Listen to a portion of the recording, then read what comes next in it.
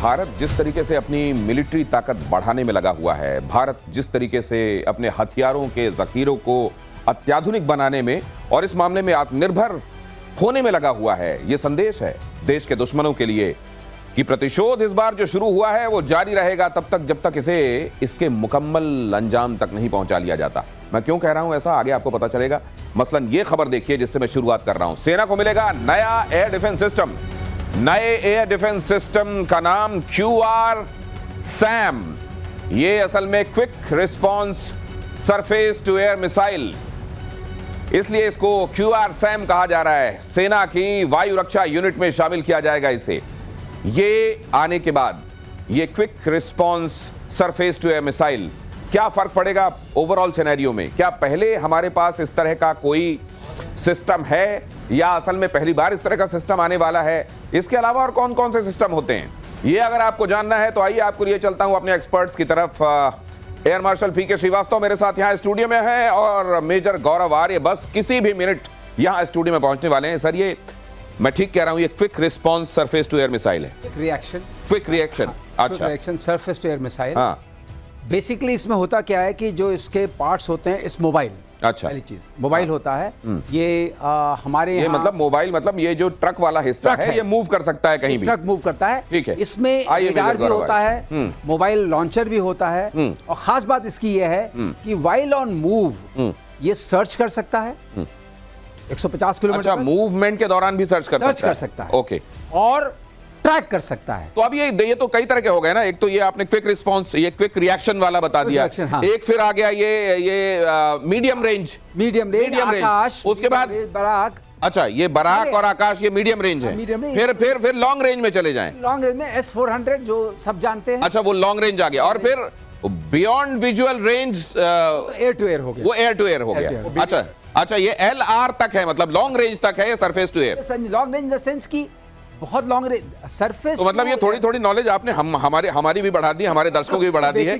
ये QR, और फिर उसके बाद मिड रेंज वाला, फिर उसके बाद लॉन्ग रेंज। दर्शकों के लिए देने से बता दें कि आप मान लीजिए 150 किलोमीटर पर भी हैं। अच्छा, ठीक है। तो वहां से देखते हुए आप नीचे आइए और एकदम आपके सर के ऊपर कोई चीज आ जाए उसको भी एंगेज करने की ताकत आपके ऊपर होनी चाहिए, क्योंकि आजकल स्वार्म ड्रोन्स भी आते हैं, आजकल बैलिस्टिक मिसाइल्स भी आती हैं, आजकल शॉर्ट रेंज बैलिस्टिक मिसाइल्स भी आती हैं, आजकल क्रूज मिसाइल्स भी आती हैं, आजकल स्टेल्थ एयरक्राफ्ट भी आते हैं। तो आजकल आपके ऊपर हमला कई तरीकों से होता है। तो आपके ऊपर हमले कई तरीके से, और ज्यादातर आसमानी हमले होते हैं ये, इसीलिए आसमान के लिए कई तरह के आपके पास, आपके हाथ, आपकी रीच होनी चाहिए, जो कि क्विक मतलब एकदम करीब वाले से लेकर और फिर उसके बाद आगे मीडियम रेंज और लॉन्ग रेंज तक। अभी खास बात देने से है, एक बात कहना चाहूंगा कि ये ऑन मूव होने से क्या होता है, ये दो ट्रक चल रहे हैं, एक पे रेडार लगा हुआ है, एक पे लॉन्चर लगा हुआ है। अच्छा। अब आपको रुक करके फायर करके मूव कर जाइए, शूट एंड मूव। अच्छा, ये जैसे बोफोर्स के बारे में शूट एंड स्कूट हम सुनते थे, यहाँ शूट एंड मूव। सर, ये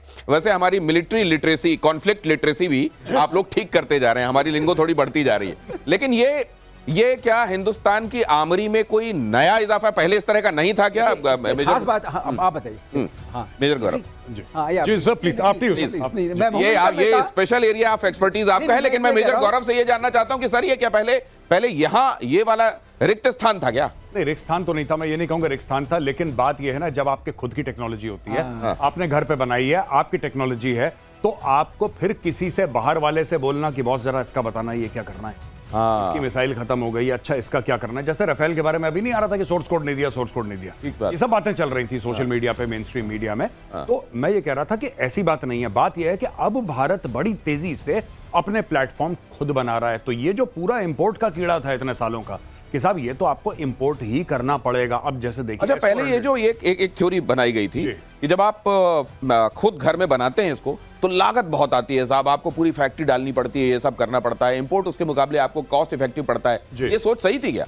नहीं, एक जमाने में क्योंकि हर चीज सरकार से कंट्रोल थी, तो पैसा कौन लगाता था? सरकार। आज की तारीख में आप ऑर्डर अश्योर करिए, कितने बिजनेस हाउसेज हैं, कितने कॉर्पोरेट्स हैं जो लगा रहे हैं। आज की तारीख में भी तो हो ही रहा है, और आपको कॉम्पिटिटिव रेट्स में मिल रहा है। क्यों नहीं मिलेगा आपको कॉम्पिटिटिव रेट्स में?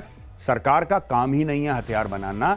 अमेरिका में कोई भी हथियार सरकार नहीं बनाती, सारे प्राइवेट वाले बनाते हैं। एयरक्राफ्ट कैरियर तक प्राइवेट कंपनी बनाती है। लॉकहीड मार्टिन, बोइंग, ये सारी बड़ी बड़ी कंपनियां हैं। F-35 जैसा जहाज बना दिया। सरकार का क्या मतलब है उससे? सरकार फंड करती है, सरकार पैसे देती है, बनाती प्राइवेट कंपनी है। यही भारत में हो रहा है। विल पावर चाहिए जी। और विल पावर होगा तो आप कर पाएंगे। लेकिन तो हमारे पास अब D5 से लेकर सर कि मतलब ड्रोन आए तो उनकी खातिर से लेकर अब स्टेल्थ तक की खातिर के लिए सब कुछ है हमारे पास। हाँ, तो सवाल ये है कि दो तरह से खातिर करते हैं आप।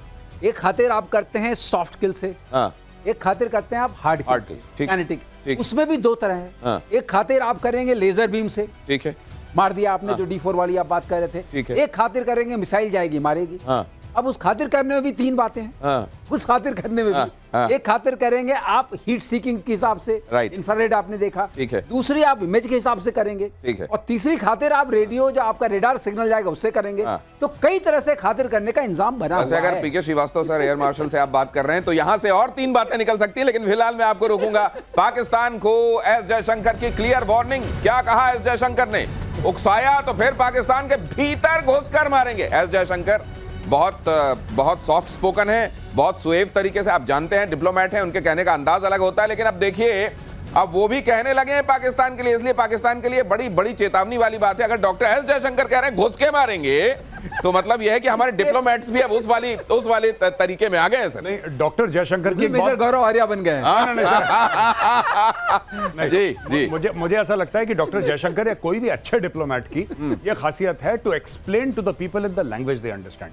ये बहुत बड़ी बात है। डॉक्टर जयशंकर वही भाषा बोल पाते हैं या बोल सकते हैं या बोलते हैं जो उनको लगता है कि दुश्मन समझता है। अगर दुश्मन यही भाषा, पहले उन्होंने प्यार से भी तो बोल के देखा कि साहब आप क्रॉस बॉर्डर टेररिज्म मत करिए, ये नॉन स्टेट एक्टर्स का इस्तेमाल नहीं करिए, इससे हमें बड़ी परेशानी होती है, प्लीज मत करिए। प्लीज भी बोला ना पहले, प्लीज बोला। फिर उनको ये भी समझ में आ गया बाद में डॉक्टर जयशंकर को कि भाई बहन होए ना प्रीत, अब वो कह रहे हैं कि घुस के मारेंगे, क्योंकि उनको लगता है यही बात समझ में आएंगे। देखिए दिनेश, इसमें बस वही कहना चाहूंगा, तो कृपया आप इस बात को समझें कि अगर आप इसी तरीके का दुस्साहस जारी रखेंगे तो हम आपको घर में घुसकर, मतलब कृपया भी लगा हुआ है और घर में घुसकर मारने वाली बात भी है। एक बार फिर से देख लीजिए ये खबर। पाकिस्तान को एस जयशंकर की क्लियर वार्निंग। उकसाया तो फिर पाकिस्तान के अंदर घुसकर मारेंगे। सैन्य टकराव रुका है, वजह खत्म नहीं हुई है इस टकराव की। जयशंकर ने कहा राफेल के असर का सबूत पाकिस्तान में तबाही है। कई लोग कह रहे हैं राफेल का सबूत, तो सबूत है, तबाही देख लो वहां पाकिस्तान में। आतंक नीति में डूबा हुआ है पाकिस्तान, एस जयशंकर ने कहा। ये बहुत महत्वपूर्ण बातें हैं। उन्होंने जब ये कहा कि देखिए सैन्य टकराव रुका है, वजह खत्म नहीं हुई है, वजह अब भी मौजूद है, और जब तक वजह मौजूद है हमारा ऑपरेशन जारी है, इसलिए यह प्रतिशोध जारी है। ये बिल्कुल सही, प्रतिशोध जारी रहे बिना अवरोध, इसलिए क्योंकि वहां पर वजह आप खत्म करेंगे नहीं जी। और जब तक यही बात, देखिए मोदी जी ने भी यही बात करी थी कि जब तक आतंकवाद चलता रहेगा, इसलिए बोला है सिंदूर इज स्टिल इन प्रोग्रेस। सिंदूर रुका नहीं है, ऑपरेशन सिंदूर। अगर कल ऐसा पता लगता है कि पाकिस्तान ने फिर कुछ करा तो फिर से पड़ेगी, और ये पड़ती रहेगी। पॉज को प्ले बटन बन जाएगा। और अब तो आप ये भी समझ गए हैं कि उसके बाद क्या होता है। उसके बाद उधर कहा जाता है जैसी पड़ती है हम जीत गए। यूएस इंडो पैसिफिक कमांड का बड़ा खुलासा। अगली खबर, पाकिस्तानी वायुसेना के 20% ढांचे नष्ट। लीजिए कैसे, जैसे जैसे दिन गुजर रहे हैं, देखिए मार कैसी है। चटाक की आवाज आई थी, लेकिन वो इतनी गूंज रही है, ये होती है वो तमाचे की गूंज, डॉक्टर डैंग वाली। देखिए क्या है ये, पाकिस्तानी वायुसेना के 20% ढांचे नष्ट। पाकिस्तान को लॉन्ग टर्म नुकसान हुआ है। पाकिस्तान के चीनी वेपन बुरी तरह से नाकाम हुए हैं। टोरंटो के कुआ defence news and analysis group का भी दावा, चाइनीज एयर डिफेंस सिस्टम प्रभावी नहीं रहा। मार इधर पड़ रही है, शर्म उधर भी आ रही है। उधर मतलब कहां आप जान रहे हैं। लेकिन सर ये तो वो वाली बात हो गई है कि ऐसी चोट मारेंगे कि जब जब वो हवा चलेगी तब तक हड्डियां दुखेंगी। देखिए दिनेश, वही कह रहे थे हम लोग प्रोग्राम में पहले भी, मारा ज्यादा है गिना कम है।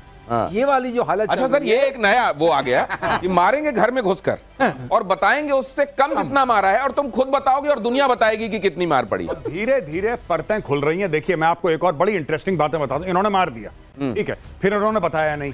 अब ये सारी रिपोर्ट्स, तो शुरू में जो पाकिस्तान में यूफोरिया था कि जीत गए भाई, जीत गए, ऑपरेशन बनियान, जीत गए, ये पाकिस्तान में था, उनका बनियानी नाम है ऑपरेशन का, तो हम जीत गए। अब धीरे धीरे पाकिस्तानी क्वेश्चन, यार असल में जीत गए क्या? ऐसा कुछ था, फिर ये ऐसा क्यों बोल रहा है, फिर ऐसा क्यों बोल रहा है? क्योंकि देखिए जितने भी पाकिस्तानी जश्न मना रहे हैं, सच्चाई तो उनके दिल को भी पता है। उनको पता है कि पिटे हैं, क्योंकि अपनी बेइज्जती का सबूत उन्हीं लोगों ने इंस्टाग्राम पे अपलोड करा था। जब बहावलपुर पे बम गिर रहे थे, मिसाइल गिर रही थी, ब्रह्मोस गिर रहा था, तो पाकिस्तानी रील तो बना रहे थे। एक तो भाई सेल्फी ले रहा है, सेल्फी ले रहा है, वो पूरा मदरसा टूटा फूटा पड़ा हुआ है, धस गया जमीन पे, वो सेल्फी ले रहा है, वो कह रहा है अच्छा ठीक है, very good, I like it, तो पोस्ट कर रहा है सेल्फी अपनी। तो भाई अब इससे ज्यादा प्रूफ क्या हो सकता है? लेकिन हाँ, अब विदेश की जितने भी इंस्टीट्यूशंस है वे कहने लगे हैं कि यार बहुत बुरा पिट है बॉस, बहुत मारा गया है तुम्हें। तो अब पाकिस्तान, अब वो धीरे इन्होंने भी कहा है कि नहीं, ये बड़ी सही बात कही आपने। एक टीवी में कैरेक्टर है, अभी उसके तफसील में तो नहीं जाऊंगा, उसके साथ जब भी बुरा होता है वो आई लाइक इट कहता है, आई लाइक इट। और यही वाली बात इतनी बुरी तरह पड़ी है और उसके बाद ये आई लाइक इट हो रहा है, और ये दिखाता है कि आने वाले दिनों में और पड़ने वाली है और इनकी बेशर्मी जारी रहेगी। अब देखिए, पाकिस्तान को हथियारों की सप्लाई पर उधर जिनपिंग घिर गए। शी जिनपिंग पाकिस्तान के साथ J-35A की डील पर भड़के चीनी नागरिकों ने अपने सरकार का विरोध शुरू कर दिया है। सोशल मीडिया पर लोगों ने जिनपिंग पर उतारा गुस्सा, लोगों ने इसे टैक्स पेयर के पैसों की बर्बादी बताया। चीन ने पाकिस्तान को 30 स्टेल्थ फाइटर जेट J-35A आधी कीमत पर देने का प्रस्ताव दिया है और इसी को लेकर चीनियों का गुस्सा 7वें आसमान पर है। वो कह रहे हैं कि तुम्हारे पिताजी के घर से आ रहा है ये पैसा कि तुम देते जा रहे हो। 50% कम की कीमत पर किससे पूछ के सेल लगाई हुई है, ये पूछ रहे हैं वहां के लोग। लेकिन सर ये हो क्यों रहा है? मैं एक बात बताऊं सर, एक बात बताइए, J-35 क्या PLA ने खुद इस्तेमाल करना शुरू कर दिया सर? अभी J-20 यूज कर रहे हैं। PLA ने अभी तक तो शायद शुरू नहीं किया, उसकी टेस्टिंग नहीं करी है ढंग से उन लोगों ने। इनके नागरिक जो कह रहे हैं कि भाई तुमने J-10 दिया था, उसका पैसा आ गया? कि नहीं साहब, उसका पैसा नहीं आया। तो मैं किसकी बारात में आए हैं पाकिस्तानी कि तुम इनको देते चले जा रहे हो, और इनकी फिक्र यह है चाइनीज की कि भाई वापस, क्योंकि आपने अरबों डॉलर का दे दिया, अब आप कहां से रिकवर करेंगे? हमारे टैक्सेस से रिकवर करेंगे। फिर आप बोलेंगे 2% और टैक्स लगेगा इसका। तो भाई at the end of the day तो आदमी तो जो चाइनीज है उसी को वापस करना है। That is why they are protesting, they are saying कि पाकिस्तान का ट्रैक रिकॉर्ड पैसा वापस करने का क्या है, जरा ये तो समझाओ मैं, कि पाकिस्तान ने इतने पैसे लिए थे, इतने वापस कर दिए। वो तो that is a one way road. Pakistan तो अंधा कुआं है भाई, तुम डालते रहो, अरबों डॉलर डालते रहो, डकार तक नहीं मारेगा चुपचाप। कुछ लोगों को और भी अंदेशा है दिनेश, अंदेशा ये होगा कि हमारा पहला चला गया, उसकी तो नाम इन्होंने डुबो दिया, अब इसको ले जाएंगे, इसको भी डुबो देंगे, तो हमारा आखिरी एक दूसरी चिंता कि चाइना के नागरिक हम कहलाते हैं और हमारा सामान देखो पाकिस्तान कैसे पिटवा रहा है। लेकिन एक चीज लग रहा है सर, अब PLA का नाम रख देना चाहिए पाकिस्तान लेजा आर्म्स।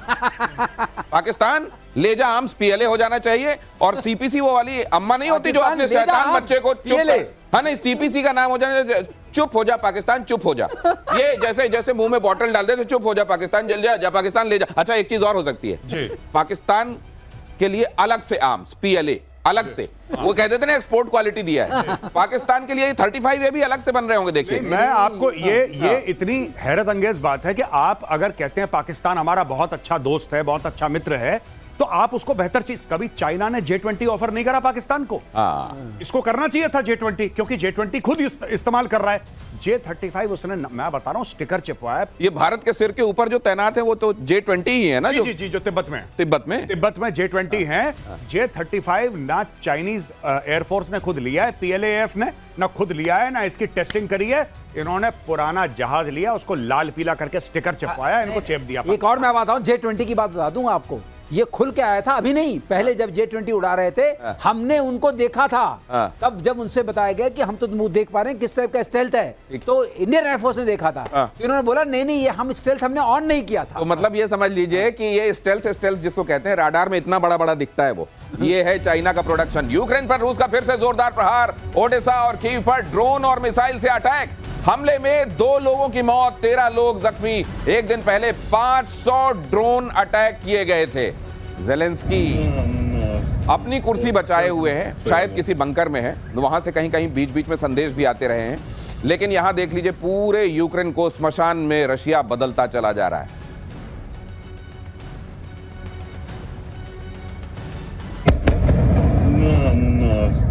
Оце влупило.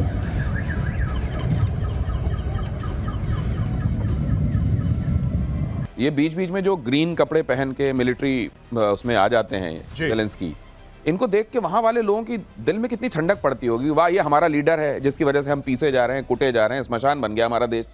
देखिए, मैं आपको एक बात बताता हूँ, एक अनकन्फर्म्ड खबर घूम रही है सोशल मीडिया में और कुछ मेन स्ट्रीम मीडिया हाउसेस ने भी कवर करा है। और बात यह है, लोग कह रहे हैं, अभी ये र्यूमर है, कंफर्म्ड नहीं है, लेकिन र्यूमर यह है कि ज़ेलेंस्की की डील अमेरिकन के साथ हो गई है और अब ज़ेलेंस्की ज्यादा देर तक यूक्रेन में नहीं रहेगा, उसको हटाने की डील, मतलब दे हैव एक्सेप्टेड कि ये जाएगा, अभी ज़ेलेंस्की जाएगा, क्योंकि ट्रंप ने पूरी तरीके से आशीर्वाद अपना पीछे खींच लिया। एग्जाइल में अमेरिका में रहेगा। अब ये पता नहीं कहां पे रहेगा, लेकिन ये रहेगा कहीं ना कहीं। ये यूक्रेन में तो नहीं रहेगा, क्योंकि अब यूक्रेन के लोग इसको टांग देंगे बॉस, देख लेना, यूक्रेन के लोग इसको टांगेंगे। क्योंकि देखिए ना आप, चलिए रशिया ने आपको इन्वेड करा, ये बात तय हो गई कि 2022 में रशिया घुस आया, February 24 I think is the date. चलो रशिया घुस आया, रशिया ने गलत करा, नहीं करना चाहिए था, जो भी प्रोवोकेशन थे। उसके बाद आपने क्या करा, आपने पीस के लिए क्या करा? जब रशिया ने हाथ बढ़ाया कि बोला चलो लेट्स टॉक पीस, आपने वो ड्रोन से वो स्पाइडर वेब कर दिया। अब रशिया कह रहा है कि अब इससे बात ही नहीं करनी, अब ये एक तरफा मार है, अब एक तरफा मार है। रोज कई 100 ड्रोन रशिया भेजेगा, कई 100 मिसाइल रशिया भेजेगा, और रशिया मारता रहेगा, क्योंकि रशिया का सारा प्रोडक्शन अंदर का है। इसको तो फिर भीख मांग के, ये दूसरा पाकिस्तान है ना, बिना भीख के थोड़ा ना लड़ पाएगा ये। रशिया मारेगा इसको, रोज मारेगा। अब देखिए ये जो पूरा जलता हुआ आपका स्क्रीन पे दिखाई दे रहा है, बिल्डिंगों में आग लग रही है, ये रशिया करता रहेगा, साल भर फेंकता रहेगा वहां पे ड्रोन। ये भी बात प्रचलित है कि जो ट्रंप को कॉल आई थी पुतिन से, पुतिन ने कह दिया था कि जब तक ये बंदा जा नहीं रहा है मैं बंद नहीं कर रहा हूं। ये भी बात प्रचलित है। अब पीस टॉक्स का कोई मतलब तब तक नहीं है जब तक ये है, तो उसने कहा अच्छा ठीक है इसको हटाते हैं। टॉक करने जा रहे थे, आपने ये अटैक कर दिया हमारे ऊपर। तो ये तो बहुत बड़ी खबर है अगर ऐसा होने वाला है तो। लेकिन कब तक ये सरफेस होता है इस पर निगाह रहेगी। और भारत के ब्रह्मोस से पाकिस्तान में दहशत की यह खबर देख लीजिए। हवाई सुरक्षा को मजबूत करने में जुटा हुआ है पाकिस्तान। जर्मनी और इटली से एडीएस लेने पर कर रहा है विचार। पाकिस्तान की नजर जर्मनी के आइरिस-टी और इटली के CAMMER, ये क्या है ये सर बताएंगे आपको। इसको पढ़ना कैसे चाहिए ये भी सर आपको CAMMER पढ़ना चाहिए क्या। ऑपरेशन सिंदूर में चीन के बने एडीएस ब्रह्मोस के सामने हुए थे फेल। चाइनीज HQ-9B, HQ-16 ये एडीएस थे जिनको सिटिंग डक बना दिया था भारत ने। ब्रह्मोस को रोकने में नाकाम साबित हुए। ये ब्रह्मोस के अटैक से पाकिस्तान के कई एयरबेस तबाह। लेकिन अब मुझको लग रहा है इनको ये नहीं मालूम कि एडीएस तो ले लेंगे ये, लेकिन बंदा तो वही रहेगा जो चला रहा है, दिमाग तो वही रहेगा जो ऑपरेट कर रहा है। पूछा ना IRIS-T SLM, तो आइरिस है इंफ्रारेड इमेजिंग सिस्टम, अच्छा, T थ्रस्ट वेक्टरिंग, ठीक है, SLM is surface launch missile. अच्छा। ये बड़ा लोग चाहते हैं क्योंकि इसके अंदर एक खास बात है। इसने ऑनिक मिसाइल जो थी रशिया की, उसको इंगेज किया था यूक्रेन में। तो लोगों में इसकी बड़ी चर्चा है और इसको लिया जा रहा है ब्रह्मोस के डर से। अब आप समझ गए, ब्रह्मोस का डर इतना हो गया है, आइरिस-T तो इनको भरोसा है शायद कर पाएगा। इससे एक बात और निकलती है, इसका मतलब चाइनीज माल पर बिल्कुल भरोसा नहीं। ये बात तो समझ में आ गई। और एक और चीज सर, एक और चीज with your permission I would like to add, Chinese माल पे भरोसा नहीं है, पहली चीज। और दूसरी चीज, ये भारत के लिए बड़ी अच्छी खबर है, क्योंकि जब आप यूरोपियन देशों से लेंगे आपको डॉलर लेने पड़ेंगे और फिर कहीं से देने पड़ेंगे उनको, क्योंकि वो मुफ्त में आपको देंगे नहीं, जैसे चाइनीज लोन पे दे देते हैं ना, कम से कम मुफ्त में तो नहीं। तो अब पाकिस्तान के ऊपर और लोड बढ़ेगा। पाकिस्तानियों जाओ, अरबों दर अरबों, कई 100 अरब के हथियार खरीदो। That is what we want. क्योंकि देखिए, एक चाणक्य ने बोला था बहुत पहले, मैं वो एग्जैक्ट संस्कृत श्लोक भूल गया हूं। चाणक्य ने एक लिखा था अर्थशास्त्र में, from the strength of the treasury the army is born. Chanakya ने बोला फ्रॉम द स्ट्रेंथ ऑफ, आपकी इकोनॉमी जितनी मजबूत होगी आपकी फौजें उतनी मजबूत होंगी। पाकिस्तान की इकोनॉमी इज ब्रोकन, उसकी फौज मजबूत हो ही नहीं सकती। खरीदो इटली से, अगर बेचता है तो 10 अरब का इटली से खरीदो, 10 अरब का जर्मनी से खरीदो, 25-30 अरब का इसी साल खरीद लो, हम तो चाहते हैं, और दब जाओ बिल्कुल। लेकिन कैम क्या है? कैम है common anti air modular missile. अच्छा, ये क्या करती है? ये कैम एक्सटेंडेड रेंज। अच्छा, वही काम, वही डर, आइरिस वाला। अच्छा। कि हमें ये मिल जाए तो हम, लेकिन मैं आपको एक चीज बता दूं, इनको मिलने वाला नहीं। लेकिन हम लोगों को आइरिस का मतलब था सर, पता, ये आंखों की पुतली, आंखों की आइरिस। अब ये आइरिस। अब मुझे एक चीज और लगती है, इनको एडीएस मिल तो जाएगा, लेकिन जब पूछेंगे भाई एक बात बताओ ये भी दे दिया था, कुछ क्या कर क्यों नहीं पाए, तो बोलेंगे असी देख नहीं सकते एडीएस, इनका असी देख नहीं सकते। ये आगे चलने वाला। अगली खबर देखिए बिलावल के बयान से मुनीर की हालत खराब है। बिलावल ने किया इमरान को समर्थन का ऐलान, कल जेल से रिहा हो सकते हैं इमरान खान। 2023 से रावलपिंडी जेल में बंद है इमरान खान। अच्छा, ये बिलावल और इनका गठजोड़ की कोई बात चल रही है? ये बिलावल ये देखिए, ये जैसे इसका बाप है वैसा ही है ये। इसके बाप का भी कोई मॉरल कैरेक्टर नहीं है जरदारी का। Zardari is the biggest fixer. इसको ऑफिशियली मिस्टर 10% बोलते हैं पाकिस्तान में। बोलते हैं बिल्कुल, अब तो 20% बोलने लगे। हाँ, मतलब उसने बढ़ा दिया अपने रेट। वो पहले एक जमाने दोस्तों के लिए 10% और बाकी आम लोगों के लिए 20% लेता ही है। इसको दिख गया बिलावल को। बिलावल की बुद्धि है नहीं, वो मंद बुद्धि है। इसका बाप इसके लिए दिमाग चलाता है और इसके बाप ने बोला बेटा अगर इमरान खान वापस आता है तो इमरान खान पूरी राजनीति हिला देगा पाकिस्तान की, जो हम लोग डिस्कस करते हैं। बिल्कुल। अब ये कह रहा है कि भाई मैं इमरान खान के साथ हूं। ये परसों तक इमरान खान के साथ नहीं था। ये परसों तक इमरान खान के साथ नहीं था, आज ये इमरान खान के साथ है। वही डर है इमरान खान का जो ब्रह्मोस का है ना, कि 50-50 कोस दूर माँ बच्चे से कहती है बेटा सो जा वरना ब्रह्मोस आ जाएगा। ये वही है कि सो जा वरना इमरान खान आ जाएगा। अब इमरान खान आ गया तो ये कह रहा है अरे इमरान खान मेरे भाई, मैं तो इतने सालों से तुम्हारे लिए पलकें बिछाए बैठा था, कहाँ हो मेरे भाई, आ जाओ। ये कुछ नहीं है, डर रहा है इमरान। और मैं शहबाज और मुनीर के साथ नहीं हूं, तुम्हारे साथ जो भी जेल में हुआ होगा वो उसमें मेरा कोई हाथ नहीं था। तो गंदे लोग हैं। हाँ, ये गंदे लोग हैं। हाँ, मैं तुम्हारे साथ हूं मेरे भाई, आ जाओ। लेकिन अब ये मुनीर को क्या कहा? मुनीर को सबसे पहले, अब ये इमरान आ रहे हैं तो क्या सबसे पहले आपने डरना नहीं है? दिनेश, गौरव की बात से ये लग रहा है कि मुनीर अब जाने वाले हैं। उनको जो तमगा पहनाना था अभी तो बेचारे, अभी तो उनका वो टाइम भी, मेहंदी भी नहीं सूखी है फील्ड मार्शल वाली, और इतनी जल्दी विदाई। मैं कह रहा हूं कि मुनीर जाए ना जाए, शहबाज शरीफ के दिन कम है, क्योंकि पाकिस्तान में आर्मी चीफ नहीं जाते। आर्मी चीफ, पाकिस्तान टूट जाए, आर्मी चीफ नहीं टूटता कभी पाकिस्तान। और ही इज द, जो आसिम मुनीर है वो तो अब उसने, देखिए जो बंदा खुद का प्रमोशन कर ले वो का हल्का शहबाज शरीफ, ये सुन लीजिए, और पाकिस्तान आप लोग ध्यान से सुन लीजिए कि शहबाज शरीफ के दिन कम लग रहे हैं, ये बड़ी बात है। मेजर गौरव आर्य यहां कहते हैं और 10-15 दिनों में वो होता हुआ दिखाई देता है। आज नोट करके रख लीजिए। ट्रंप और मस्क को जान से मारने की धमकी, अगली खबर देखिए। अरब के कई नेताओं को जान से मारने की धमकी। अलकायदा के सरगना साद अल अवलाकी, एक नया नाम सुनिए, साद अल अवलाकी की धमकी। अमेरिका के उपराष्ट्रपति और विदेश मंत्री को भी मारने की धमकी। मुझे लगता है कि ये वो वाली बात है कि किसी को नहीं छोड़ेंगे। हाँ, नहीं, सबका बदला लेगा तेरा वाली बात है। लेकिन इसमें मुझको लगता है कि खुद को सुर्खियों में लाने की तड़प ज्यादा है। ये होता है। देखिए, ये मार्गरेट थैचर जो थी प्राइम मिनिस्टर ब्रिटेन की एक जमाने में, उन्होंने बोला था कि अगर टेलीविजन को अगर आपने आतंकवाद को रोकना है तो सबसे पहले टेलीविजन के कैमरा हटा दीजिए। ये सारी की सारी चीजें पब्लिसिटी के लिए होती हैं, सारी की सारी चीजों के वीडियो बनाए जाते हैं, सर्कुलेट करे जाते हैं, और ये भी अपना उस तरीके से। तो ये जो चीज है अब ये नया अपने आप को एस्टैब्लिश कर रहा है। क्यों? क्योंकि अलकायदा का बैंड बज गया।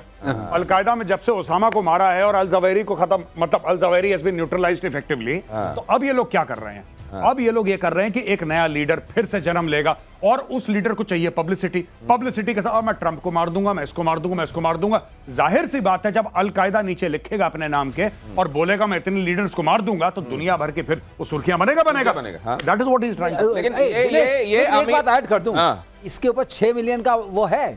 हाँ, इसके ऊपर सर बाउंटी है 6 मिलियन की। 6 मिलियन की बाउंटी है। United states justice rewards for justice. हाँ, अगर ये पाकिस्तान में है तो मैं इस अलकायदा वाले को बोलूंगा कि बेटा निकल ले वहां से, क्योंकि इन्होंने ओसामा को भी 25 मिलियन में बेच दिया था, तुझे भी बेचेंगे। लेकिन ये कह रहे हैं ये यमनी है, ये यमन का रहने वाला है। यमन का, ओसामा बिन लादेन, उसका परिवार भी ओरिजिनली यमन का ही था, बाद में सऊदी अरेबिया में सेटल हो गए। ओके।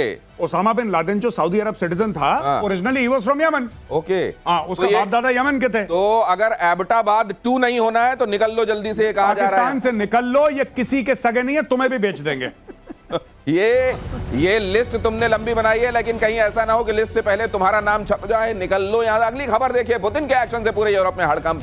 जर्मनी का रक्षा बजट 88.5 बिलियन डॉलर पहुंचा। 4 बिलियन डॉलर में एरो 3 मिसाइल डिफेंस सिस्टम की खरीद। यूरो 395 मिलियन में मैन पैड्स की खरीद होगी। 147 फिक्स्ड विंग यूएवी की खरीद कर रहा है जर्मनी। ये मुझको लगता है कि ये इतना क्यों भयभीत हो गया है अचानक? अब देखिए शूल्ज़ ने क्या किया था जब ये सारा, मेरे को कहानी याद आ रही है। टॉर्च बेचने वाला। ये एक कहानी लिखी है कि अंधेरे का डर दिखाकर जो टॉर्च बेची जाती है, तो ये हरिशंकर परसाई ने लिखी थी। मुझको लग रहा है जर्मनी में वही हो रहा है। लेकिन इसमें 2 बातें जोड़ना बड़ा जरूरी है। जब शूल्ज़ ने 22 में ये हुआ तो उन्होंने एक फंड क्रिएट किया, उसका नाम रखा ज़ीटन वेंडे का मतलब ये होता है 100 बिलियन यूरोस का होगा। उसका मतलब होता है कि इपोकल चेंज, मतलब उसने अटैक कर दिया, बहुत बड़ा चेंज हो गया है, अब हमें अपने को बचाना पड़ेगा, और एक कॉन्स्टिट्यूशनल अमेंडमेंट लेके आए। उसका मतलब ये था कि अब ज्यादा डेट ले सकते हैं, जर्मनी ज्यादा डेट। सर मुझको ऐसा लग रहा है कि जर्मनी जो वर्ल्ड वॉर 2 के समय हुआ था, रशिया ने जो किया था, इस समय हर जगह वो पुराने वीडियो डाले जा रहे हैं। कहीं जर्मनी उस डर में तो नहीं खरीदी कर रहा है? ये तो हम डिस्कस कर ही रहे हैं आपकी शो में इतने दिनों से। आपकी शो में यही तो डिस्कस कर रहे हैं कि पुतिन का इतना भौकाल है। नॉट ओनली जर्मनी, अब आप मैं बोल रहा था ना कि इंडियन लोग जाके वेपन क्यों नहीं बेचते वहां पे, इसलिए तो बोल रहा हूं। अब उसने बोल दिया 88 बिलियन डॉलर का हमारा हो गया। यही तो हम बात कर रहे हैं पिछले एक हफ्ते से कि इनका बजट बढ़ेगा। इनका सिर्फ जर्मनी का नहीं बढ़ेगा, आपका यूके का बढ़ेगा, आपका इटली का बढ़ेगा, स्पेन का बढ़ेगा, बेल्जियम का बढ़ेगा, पोलैंड का बढ़ेगा, इन सब का बजट। और ये आज की तारीख में कह रहे हैं अमेरिका यही आप सिस्टम, ये एरो कह रहे हैं, ठीक है, अगर ये एरो कह रहे हैं तो आप इनको बेचिए आकाश जी, आप इनको दीजिए ना एरो से 1/3 प्राइस में, वॉट एवर यू वांट। ये मैन पैड्स कह रहा है, आप बना के दो मैन पैड्स। वो स्टिंगर बना रहा है, हाँ। ये बनाएंगे हम, क्योर दे देते हैं तुमको, हम पकड़ा देते हैं आकाश तुमको, हम देते हैं ब्रह्मोस, वो पैक 3 खरीद रहा है भाई सारे मैं। लेकिन गौरव जो तुम कहते थे ना, वो वाली कहानी मुझे यहाँ लग रही है। कौन सी? आपस में पैसा बांट रहे हैं, कुछ जा रहा है यूएस को, कुछ जा रहा है यूके को, और कुछ अपने यहाँ टैंक फैंक जो लेपर्ड टैंक वगैरह यहाँ बनाएंगे, सब करेंगे। तो सारा पैसा जो है, जो गौरव हमेशा कहते हैं कि वो जो इंडस्ट्री है ना, इंडस्ट्रियल कॉम्प्लेक्स, उसको मिल रहा है बढ़ाओ। अब देखिए ट्रंप ने क्या बोला, ट्रंप ने ये बोला कि मैं नेटो की जिम्मेदारी नहीं लेता, अपना अपना खाओ, अपना अपना बिल दो। इन्होंने डर के मारे रक्षा बजट बढ़ाया, ट्रंप को $5 अरब का कॉन्ट्रैक्ट दे दिया, कहानी खत्म हो गई, उसका मैटर सॉल्व हो गया। उसने तो एक ट्वीट करा था। और इस हिसाब से जो लोग समझते हैं ना कि एकदम ट्रंप सनकी है, देखिए कई जगह पर कितना दिमाग का काम किया है उसने। रूस यूक्रेन युद्ध से इजराइल के हथियारों की डिमांड हाई, रूस का हथियार निर्यात 92% तक गिरा। यूरोप इजराइल के हथियारों का सबसे बड़ा मार्केट।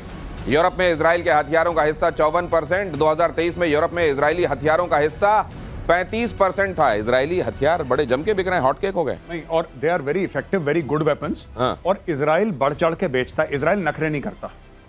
अगर आप आइडियोलॉजिकली अलाइंड हो तो इजराइल नखरे नहीं करता। जैसे अमेरिका के नखरे बड़े हैं, ये नहीं करेंगे, वो नहीं करेंगे, इजराइल भी करेगा। जाहिर सी बात है, इजराइल थाली में टेक्नोलॉजी नहीं देगा, लेकिन वहां पे पॉलिटिकल रोड ब्लॉक्स इतने नहीं है, टेक्नोलॉजिकल रोड ब्लॉक्स हैं इजराइल में जरूर।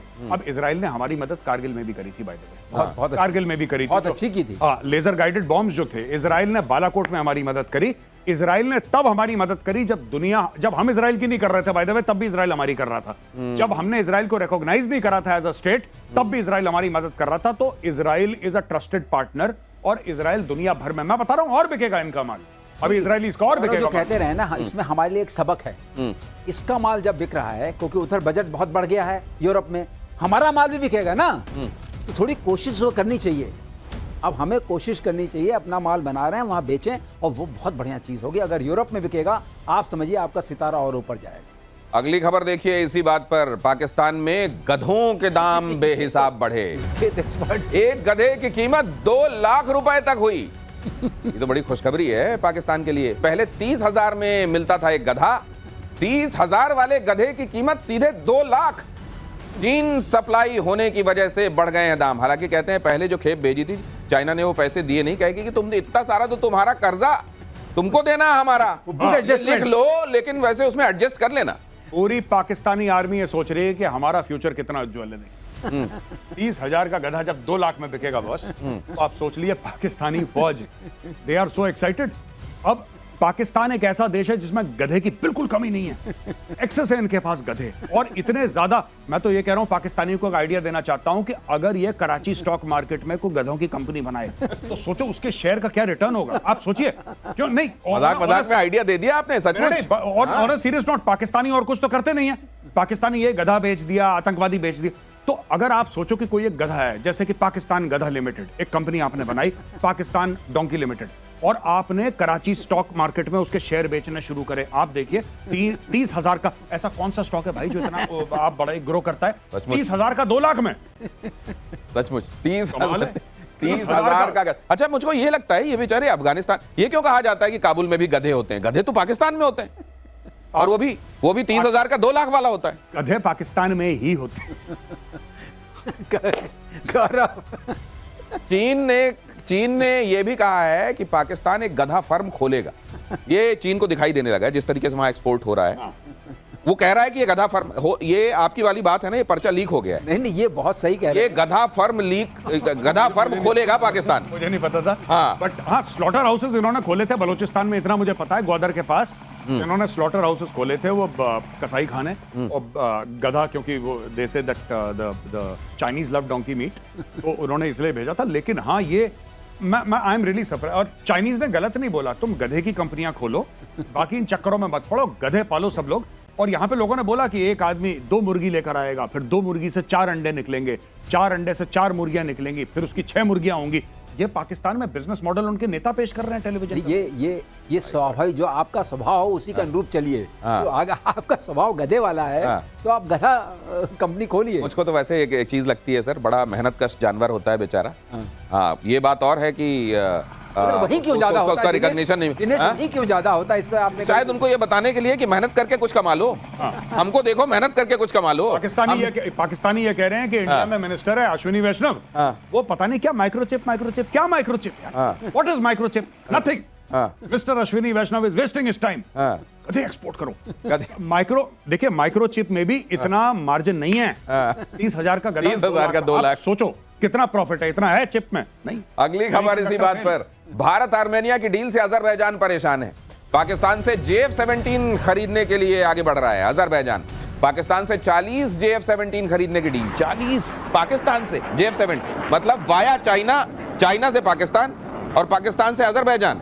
अपना ठिकाना है नहीं और अपने जरिए अजरबैजान को दे रहा है। भिखारी दूसरे भिखारी को। हाँ, गजब कमाल है। This is all funded by China. क्योंकि देखिए ना, पाकिस्तान के पास, छोड़ दीजिए बेचने की बात, वो बात की बात है, क्या पाकिस्तान के पास इतने पैसे हैं कि 30-40 JF-17 थंडर बना ले उसका रॉ मटेरियल खरीदने के?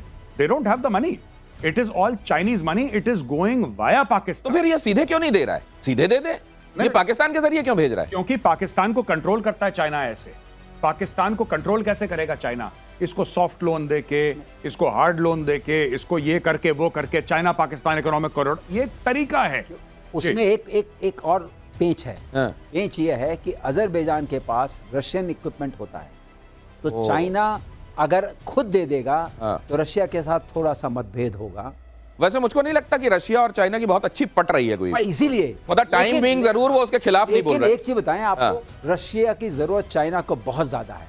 अगर चाइना जो भी एरो इंजन बनाना चाहता है, लेकिन जब इनको कंपेयर करते हैं अजरबैजान और आर्मेनिया को, नागोर्नो काराबाख वाले मामले में हमने अजरबैजान का डोमिनेंस देखा था उस पूरे मामले में। अभी की स्थिति में कौन भारी है? आर्मेनिया की क्या स्थिति? आर्मेनिया को जो वेपन्स मिले हैं फिलहाल के लिए, जो खासतौर से भारत ने दिए हैं, खासतौर से आपने जो अपनी सरफेस टू एयर मिसाइल्स दी हैं उनको, तो उससे काफी हद तक ये वापस they have been able to take back the entire narrative of the war. Azerbaijan काफी हद तक भारी रहा था। लेकिन the tide is turning and the latest equipment and weapon is now being supplied to India.